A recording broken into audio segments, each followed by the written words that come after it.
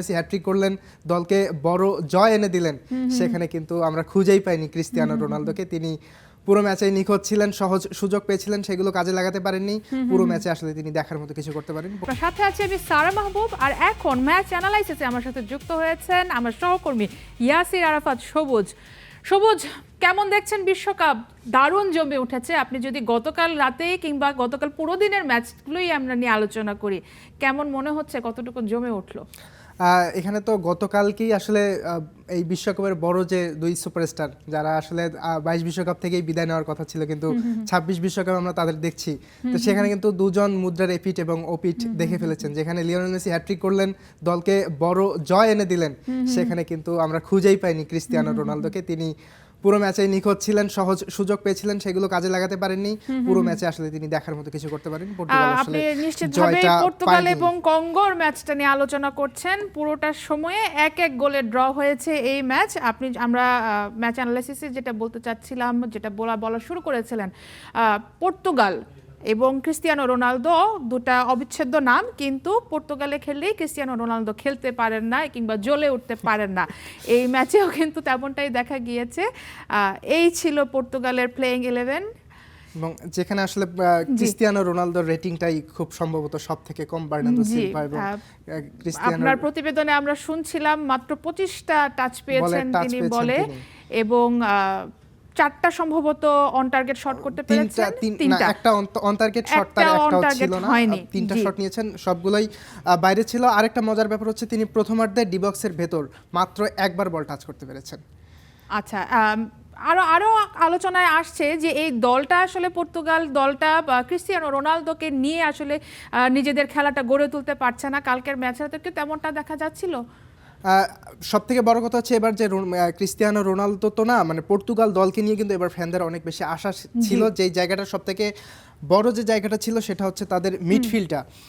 সেখানে মিডফিল্ডে আসলে কারা আছেন, যেখানে জোয়াও নেভেস, ভিতিনিয়ার মতো প্লেয়াররা রয়েছেন, সেখানে ব্রুনো ফার্নান্দেস রয়েছেন, যারা আসলে ক্লাব ফুটবলে যারা অনেক ভালো খেলে থাকে। এবার ভিতিনিয়ার খেলা আপনি হয়তো পিএসজির হয়ে লক্ষ্য করেছেন, তিনি কি দুর্দান্ত একটা মৌসুম কাটিয়েছেন। পিএসজির গেল 2 সিজনেই চ্যাম্পিয়ন করার পেছনে চ্যাম্পিয়ন্স লিগে তার বড় একটা ভূমিকা রয়েছে। কিন্তু গতকালকের ম্যাচে আসলে মিডফিল্ড থেকেও আসলে সেরকম মানে কার্যকারী কিছু প্লেমেকিংটা হয়নি, যার কারণে আসলে গোলগুলো শেষ পর্যন্ত পাওয়া যায়নি। আরেকটা কথা যেটা হচ্ছে যে প্রথম একটা গোল যেটা আসলে ম্যাচের শুরুতেই পেল পর্তুগাল, তারপরে আসলে পর্তুগাল ঘুমিয়ে গিয়েছিল। তারা প্রথমার্ধেই আর সেভাবে কোনো আক্রমণ তৈরি করলো না, দ্বিতীয়ার্ধে যদিও কিছু আক্রমণ করলো, কিন্তু সেগুলো আসলে শেষ পর্যন্ত পর্তুগাল এবং কঙ্গোর ম্যাচটা অনেকটাই ম্রিয়মাণ হয়ে গিয়েছে নিষ্প্রভ রোনালদোর কারণে।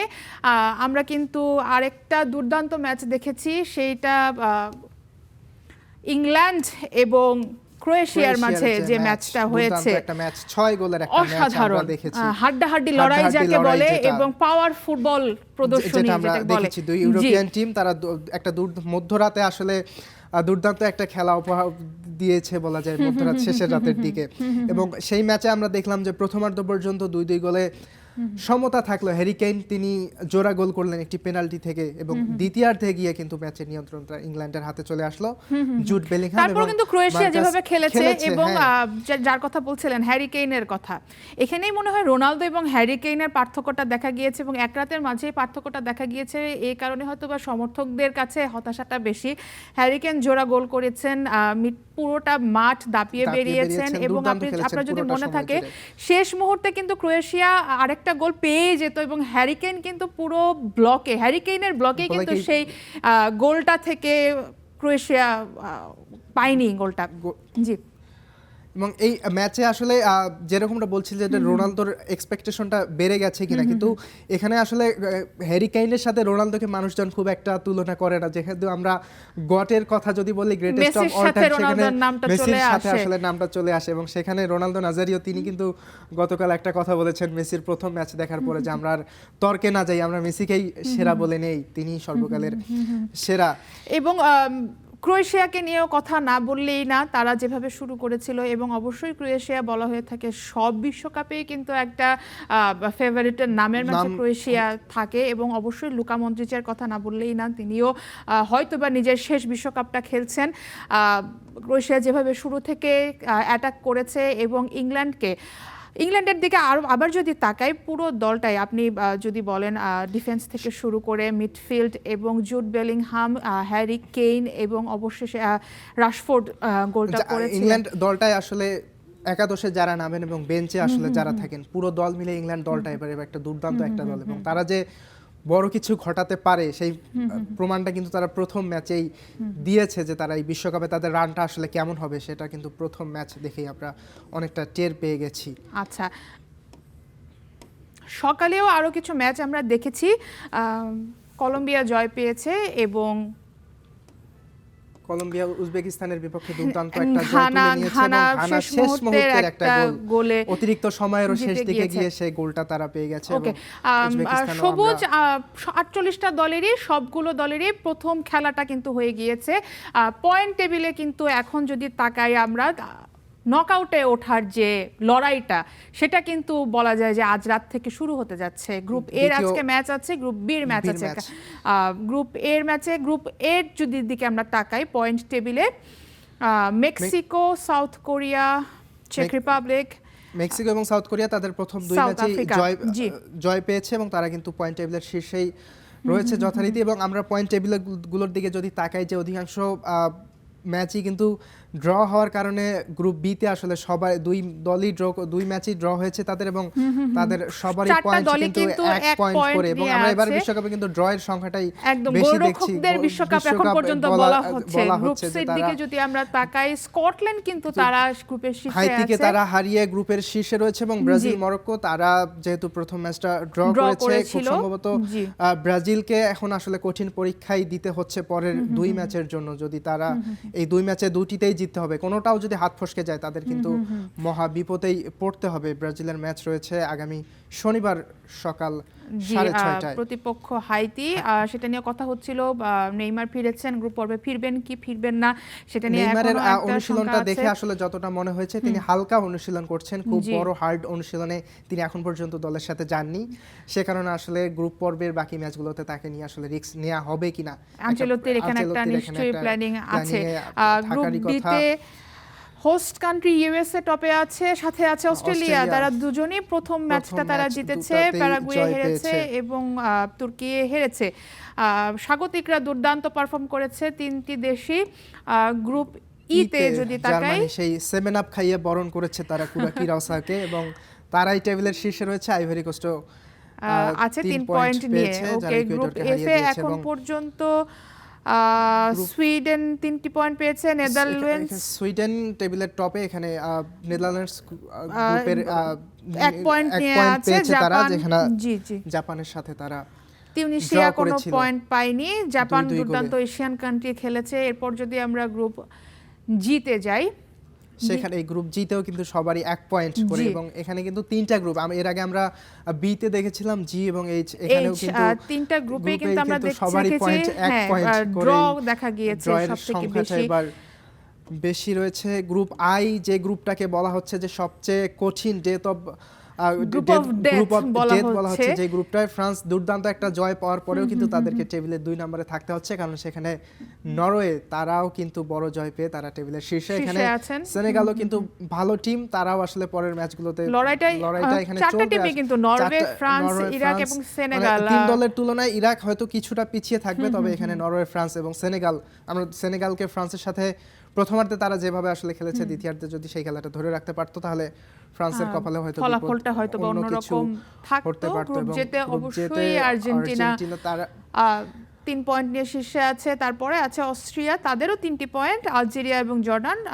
এবং এখানে আর্জেন্টিনা তো পরের ম্যাচটা অস্ট্রিয়ার বিপক্ষেই মাঠে নামবে। এই ম্যাচের পরেই কিন্তু মোটামুটি আর্জেন্টিনার দ্বিতীয় ম্যাচেই কিন্তু তাদের নকআউটটা নিশ্চিত হয়ে যাওয়ার সম্ভাবনা আছে, যদি আর্জেন্টিনা সেই ম্যাচ থেকে 3টি পয়েন্ট নিয়েই ফেরত আসতে পারে। গ্রুপ কে এবং গ্রুপ এল এর দিকে যদি আমরা তাকাই, সকালেই কিন্তু যে গ্রুপ 2টার খেলা হয়েছে, কলম্বিয়া তারা কিন্তু দুর্দান্ত একটা জয় পেয়েছে উজবেকিস্তানের বিপক্ষে। উজবেকিস্তানও ভালো একটা ফাইট দিয়েছে, 1 গোল করার পরে কিন্তু উজবেকিস্তান দ্বিতীয়ার্ধে গিয়ে সেটা সমতায় ফিরল, এবং পরে লুইস দিয়াজ এবং পরবর্তী 1 গোলে কিন্তু 3-1 গোলের জয় নিয়ে কলম্বিয়া এখন পয়েন্ট টেবিলের শীর্ষে রয়েছে। পর্তুগাল এবং এই ম্যাচটা নিয়ে আমরা কথা বলেছি, ডিআর কঙ্গো ম্যাচ নিয়ে, যেটা পর্তুগালের সাথে 1-1 গোলে ড্র করেছে। এবং গ্রুপ এল, যেখানে ইংল্যান্ডকে নিয়ে আমরা কথা বলছিলাম, আসলে এই দুই গ্রুপকে নিয়ে তো আমরা কথা বলছিলামই। ওকে, এল গ্রুপে ইংল্যান্ড এবং ক্রোয়েশিয়া, ঘানা, পানামা। এই গ্রুপটাতেও আপনি যদি দেখেন ইংল্যান্ড, ঘানা এবং ক্রোয়েশিয়া তিনটি দলে কিন্তু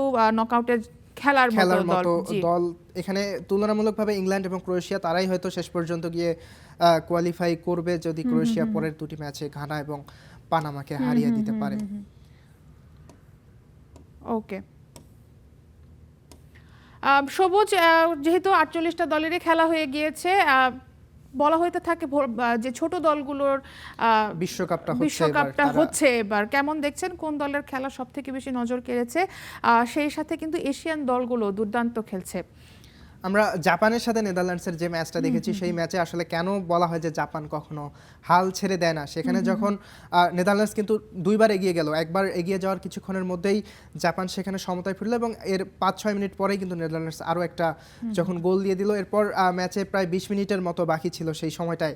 এবং সেই সময়টা আসলে যারা খেলাটা দেখেছে তারা কিন্তু এটা অস্বীকার করার উপায় নেই, জাপানের খেলাটা কিন্তু মন ভরে উপভোগ করার মতো ছিল। শেষ পর্যন্ত তারা যেভাবে লড়ে গেল এবং ফলাফলটা গিয়ে কিন্তু একদম নির্ধারিত সময়ের 1 মিনিট আগে গিয়ে কিন্তু তারা সেই ফলাফলটা পেয়েছে, গোল পেয়ে ম্যাচটা তারা ড্র করে এবং তারপরে আমরা তাদের ড্রর পরে উচ্ছ্বাসটা দেখেছি। এবং খেলার কথা বলেন, এখন পর্যন্ত আসলে ছোট ছোট দলগুলো বড় দলগুলোকে নতুন খেলতে এসেছে হারিয়ে দিচ্ছে, কিন্তু সেখানে কিন্তু আমরা সেখানে জার্মানির ব্যাপারটা আলাদা দেখেছি যে তারা কিন্তু 7 গোল দিয়েছে এবং 7 আপ বিশ্বকাপে ব্রাজিলের পরে দ্বিতীয় একটা দল, তারা কিন্তু এই 7 গোল খাওয়ার রেকর্ডটা করেছে। আর্জেন্টিনার ম্যাচ আমরা দেখেছি, সেখানে কিন্তু লিওনেল মেসি তিনিও দুর্দান্ত খেলেছেন। ফ্রান্সের ম্যাচটাও আমরা দেখেছি, সেখানেও দুর্দান্ত একটা খেলা হয়েছে এবং সবথেকে বেশি ভিউ হওয়া খেলা এখন পর্যন্ত কিন্তু ফ্রান্স এবং সেনেগালের সেই ম্যাচটা। এখন পর্যন্ত যেভাবে দলগুলো খেলছে এবং স্ট্রাইকাররা যেভাবে, আপনি ফাস্ট ফুটবলের, গতি ফুটবলের কথা বলছিলেন, এবং লাতিন ফুটবলটাকে একটু কম দেখা যাচ্ছে পুরো বিশ্বকাপে, কারণ বিশ্বকাপ মানেই হচ্ছে গিয়ে লাতিন ফুটবলদের আমরা বলি যে একটা প্রদর্শনীর একটা হওয়ার কথা, কিন্তু সেই ছোঁয়াটা কি এখন পর্যন্ত বিশ্বকাপে মিসিং কিনা? আধুনিক ফুটবলের সাথে তো আসলে এটা সবসময় বলা হয়ে থাকে যে কিছুটা হলো পিছিয়ে লাতিন ফুটবল, কিন্তু সব মানে বর্তমানে রানিং চ্যাম্পিয়ন কিন্তু যেহেতু লাতিন দেশ থেকেই আর্জেন্টিনা, এবং তারা কিন্তু এই বিশ্বকাপের শুরুটাও তাদের দুর্দান্ত হয়েছে। তো বলা যায় না আসলে শেষ পর্যন্ত গিয়ে ফ্রান্সও দুর্দান্তভাবে খেলছে। তারাও বড় দলগুলো নিয়ে কথা হচ্ছিল, শনিবার দিন ব্রাজিলের খেলা আছে, ব্রাজিলকে নিয়ে নতুন করে হয়তো বা ছক সাজাচ্ছেন কার্লো আনচেলত্তি। কি মনে হয়, প্লেইং 11-এ কি কোনো পরিবর্তন আসবে কিনা? প্লেইং 11-এ পরিবর্তন আসতে পারে। সেখানে আমরা ইগোর থিয়াগোকে প্রথম ম্যাচে দেখেছি, আনচেলত্তি তার উপরে যেভাবে ভরসাটা করেছিল সেখানে তিনি সেভাবে করতে পারেননি। মিডফিল্ডে কাসেমিরো তিনি একটা কার্ড দেখেছেন, যদিও এই বিশ্বকাপে কার্ডের নিয়মগুলো কিছুটা আলাদা, সেখানে ফেবিনো নামার পরে কিছুটা পরিবর্তন হয়েছে। নেইমার খেলার সম্ভাবনা কম, তবে যদি নেইমার খেলতে পারেন তাহলে সেখানে লুকাস পাকেতাকে হয়তো আমরা দেখবো না। এবং দুই ফুল ব্যাকে আসলে প্রথম ম্যাচে তো পরিপূর্ণ ফুল ব্যাক নিয়ে কাউকেই নামাননি, সেখানে মিডফিল্ডারদেরকে নিয়ে খেলিয়েছেন। সেখানে হয়তো ইভানেজকে আমরা দেখেছি এই ম্যাচে আসলে দানিলোকে শুরু থেকে খেলাতে পারেন, অথবা আলেক্সান্দ্রকেও শুরু থেকে খেলানো হতে পারে। ওকে, সবুজ, আজকেও বেশ কিছু খেলা আছে, 4টা ম্যাচ আছে। চেক রিপাবলিক এবং সাউথ আফ্রিকা, দুটো দলই কিন্তু তাদের বিশ্বকাপে পয়েন্ট নিয়ে অবশ্যই রাত 10টায় শুরু হতে যাচ্ছে। ওকে, এখন পর্যন্ত তারা মুখোমুখি হয়নি বিশ্বকাপে। চেক রিপাবলিক এবং সাউথ আফ্রিকা দীর্ঘদিন পরে কিন্তু বিশ্বকাপে এসেছে। এবং সাউথ আফ্রিকার নাম আসলে তাদের সেই বিশ্বকাপ এবং সেই সাকিরার সেই গানটার কথাই আসলে মনে পড়ে যায়। আফ্রিকা অবশ্যই বাফানা বাফানা, এটা নিয়েই তারা কিন্তু মূল মোটোটা খেলতে শুরু করে। প্রথম ম্যাচে যদিও তারা তাদের শুরুটা আসলে সেভাবে ভালো হয়নি এবং পয়েন্ট তুলতে পারেনি। নিশ্চিতভাবেই তারা দুটো দলই পয়েন্ট নিতে চাইবে। এর পরের ম্যাচটাতে যারা খেলবে, আমরা যদি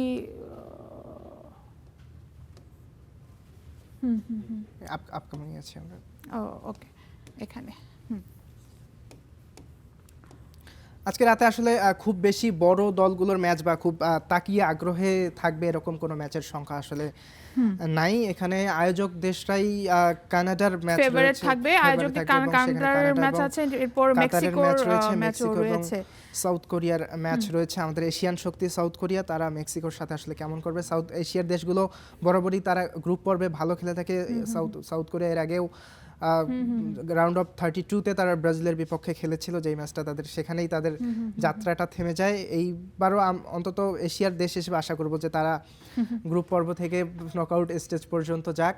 এখানে কাতারের ম্যাচ রয়েছে। গেল বিশ্বকাপে কাতার আয়োজক ছিল, কিন্তু গেল বিশ্বকাপে তারা কোনো পয়েন্ট তুলতে পারেনি, কিন্তু এবছর তারা প্রথম ম্যাচে ইতিমধ্যে পয়েন্ট তুলে নিয়েছে। জি, কানাডার বিপক্ষে ম্যাচ। কানাডা শুরুটা দারুণ গতবারের আয়োজক বর্তমান আয়োজক, সেই ম্যাচটার দিকেও দেখা যাচ্ছে তারা 2022 সালে 23 সেপ্টেম্বর একটি ম্যাচ ফিফা ফ্রেন্ডলি ম্যাচে মুখোমুখি হয়েছিল। সেই ম্যাচটিতে কানাডা কিন্তু 2-0 গোলে হারিয়েছিল কাতারকে। তারপরও বিশ্বকাপের আগে কাতার দুর্দান্তভাবে কামব্যাক করেছে এবং তারা যেভাবে আলফান্সো ডেভিস তিনি প্রথম ম্যাচে ছিলেন না, দ্বিতীয় ম্যাচে তিনি ফিরবেন কিনা কানাডার বলা যায় যে নিঃসন্দেহে সবথেকে বড় তারকা বায়ার্ন মিউনিখের এই ডিফেন্ডার, তিনি যদি ফেরেন সেটা নিঃসন্দেহেই কানাডার জন্য অনেক ভালো একটা সুযোগ হবে এবং নকআউটে ওঠার জন্য হয়তোবা পথটা সহজ করে দিবেন।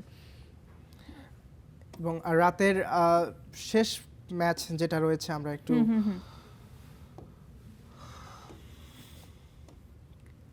সুইজারল্যান্ড এবং আমরা এটা এরপর কাল সকালে মেক্সিকো এবং সাউথ কোরিয়া। এখানেও কিন্তু আমার কাছে মনে হচ্ছে দারুণ একটা হাড্ডাহাড্ডি লড়াই হবে। আপনি যদি হেড টু হেডে দেখেন, মেক্সিকো এবং সাউথ কোরিয়াতে তারা এখন পর্যন্ত 3বার মুখোমুখি হয়েছে, যেখানে 2025 সালে সবশেষ তারা ড্র করেছে 2-2 গোলে। এরপর 2020 সালে, এর আগে তারা মেক্সিকো জিতেছিল সাউথ কোরিয়াকে 2018-তে তারা বিশ্বকাপেই মুখোমুখি হয়েছিল, যে ম্যাচে কিন্তু মেক্সিকো সাউথ কোরিয়াকে হারিয়ে দিয়েছিল।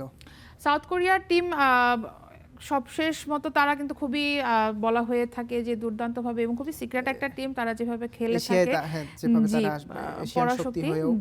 তাদেরকে জাপানের পরে আসলে সাউথ কোরিয়া বা সাউথ কোরিয়া মোটামুটি দু দলেরই শক্তির দিকটা মোটামুটি সমানই বলা উঠতে পারে লড়াইটা মেক্সিকো এবং সাউথ কোরিয়ার এই লড়াইটা। তবে আজকে যেহেতু খুব বেশি বিগ ম্যাচ নাই, দর্শকরা হয়তো আজকে আসলে কোন ম্যাচগুলোকে নিয়ে বেশি আগ্রহী থাকবে, আপনার কাছে কি মনে হচ্ছে কোন ম্যাচটা দেখার জন্য দর্শকরা বেশি? এই ম্যাচটাই সম্ভবত হাড্ডাহাড্ডি হতে যাচ্ছে, যেহেতু মেক্সিকো এবং সাউথ কোরিয়া। তবে সময়টা আসলে সকাল 7টা হয়, দর্শকরা খুব বেশি দেখতে চাইবে। ফুটবল ভালোবাসে সবুজ, আপনারা জানেন, তারা নিশ্চিতভাবে রাতের ঘুমটাকে করে খেলাটা দেখেন। মেক্সিকো সাউথ কোরিয়া ম্যাচটাই সম্ভবত জমে উঠতে পারে। সবুজ, আপনাকে অনেক অনেক ধন্যবাদ ম্যাচ অ্যানালাইসিসে আমাদের সাথে যুক্ত হবার জন্য।